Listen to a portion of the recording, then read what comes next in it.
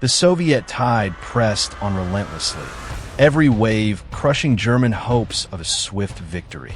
By late afternoon, the German offensive at Kursk had devolved into a nightmare. The panzer divisions, once symbols of unstoppable blitzkrieg power, were battered and scattered. Unteroffizier Karl Meissner's tank crawled across a cratered field, treads churning through mud and the wreckage of destroyed machines. Around him, the battlefield was a surreal panorama of fire, smoke, and steel, a scene of destruction that seemed almost endless. From the horizon, more T-34s appeared, cutting across the steppe with unwavering determination. KV-1s lumbered behind them like armored beasts, their 76.2mm guns ready to annihilate anything in sight.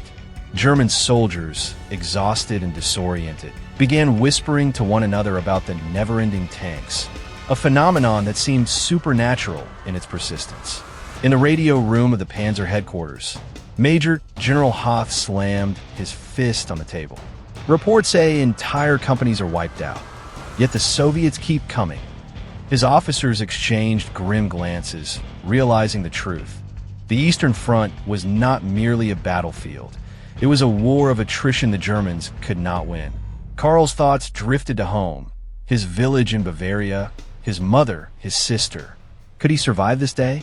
Could anyone? The air was filled with the whine of engines, the boom of artillery, and the cries of the wounded. Every decision mattered. Every movement could mean life or death. Yet, even as Karl fired upon the advancing waves of tanks, the numbers seemed to multiply. Every destroyed T-34 was replaced by another, each KV. One that burned was followed by two more. The cruel irony of Kursk became painfully clear. The Germans had prepared meticulously, yet they had underestimated not just Soviet production, but the unbreakable spirit driving these soldiers and their unstoppable machines. It was a sobering lesson in industrial power, human resilience, and the brutal reality of modern warfare. By dusk, the battlefield was a ghostly landscape of smoldering wrecks and exhausted men. Karl and his crew huddled inside their panzer, ears ringing, lungs filled with smoke, hearts heavy with the knowledge that this was only the beginning of a long, bloody struggle on the Eastern Front. Darkness fell over Kursk, casting long shadows across a field littered with the remnants of German and Soviet machines alike. The distant flashes of artillery illuminated clouds of smoke, painting a hellish canvas across the steppe. Inside his panzer, Unteroffizier Karl Meissner felt a strange mix of fear and awe.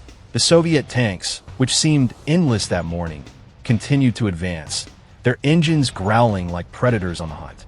Outside, the infantry scurried between craters, faces streaked with grime and sweat, fighting a battle that stretched far beyond what any human could endure.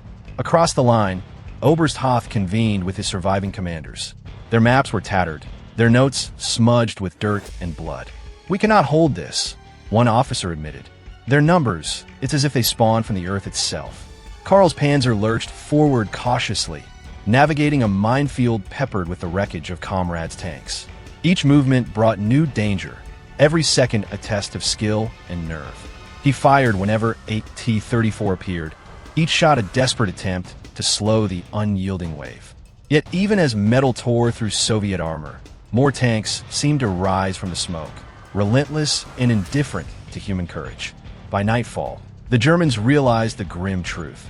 Kursk was no longer a battlefield they could conquer. The Soviet industrial machine had created a force that could absorb losses unimaginable to the Germans. For every tank destroyed, several more arrived, and every soldier felled was replaced with another willing to fight until the last drop of blood. Karl slumped back in his seat, exhaustion weighing him down. The roar of engines, the staccato of gunfire, the cries of the wounded, these sounds would haunt him forever. And in that moment, he understood what countless German soldiers were coming to realize. The Eastern Front was a war that could not be won by courage alone. It required something far greater: resources, production, and a will as relentless as the Soviet tanks rolling endlessly across the horizon. As the night deepened, the German soldiers huddled in their battered positions, staring into the darkness, knowing that tomorrow would bring more fire, more steel, and the same terrifying truth. The T-34s and KV-1s never seemed to end. The night at Kursk was eerily silent in some sectors, broken only by distant artillery and the occasional flare lighting up the horizon.